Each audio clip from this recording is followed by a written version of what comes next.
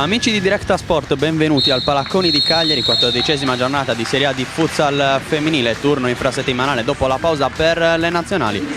La Futsal Football Cagliari sesta in classifica con 23 punti conquistati finora, ospita la Futsal Woman Rambla che invece è penultima in classifica. Nicola Tonezzu e Giampaolo Orru, uno della sezione di Nuoro, l'altro della sezione di Oristano, che ha perso tutte le gare ad eccezione dell'ultima contro la città di Tiene.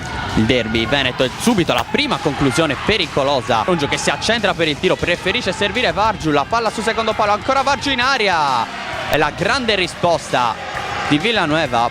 Non sono trascorsi neanche 5 minuti effettivi qui al Palacconi di Cagliari. Attenzione a Marta che conquista il pallone e sblocca la partita col 13° gol stagionale, che prova qui la conclusione pericolosa, ma para Anna Piras.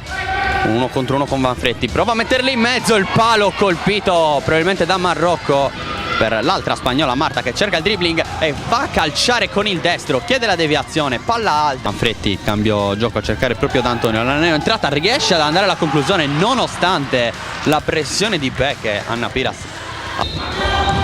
va invece lo schema per far tirare Marta con il sinistro, palla alta di prima per Vanfretti, con il sinistro trova sul secondo palo Geiger, Jessica Geiger la pareggia. Decidendo incontro qui Carpanese con l'esterno. FFC e Futsal Woman Rambla, serie di movimenti alla fine, Peche trova Marta che la sblocca. 2-1, ancora Marta. Piras può andare in ripartenza, Marta a capo aperto, 1 contro 1 col portiere in mezzo alle gambe, tripletta per Marta. Era a scalare, vediamo se calcia Peche, no. Va Gabi con il sinistro direttamente in porta, non doveva neanche giocarla questa partita e invece segna.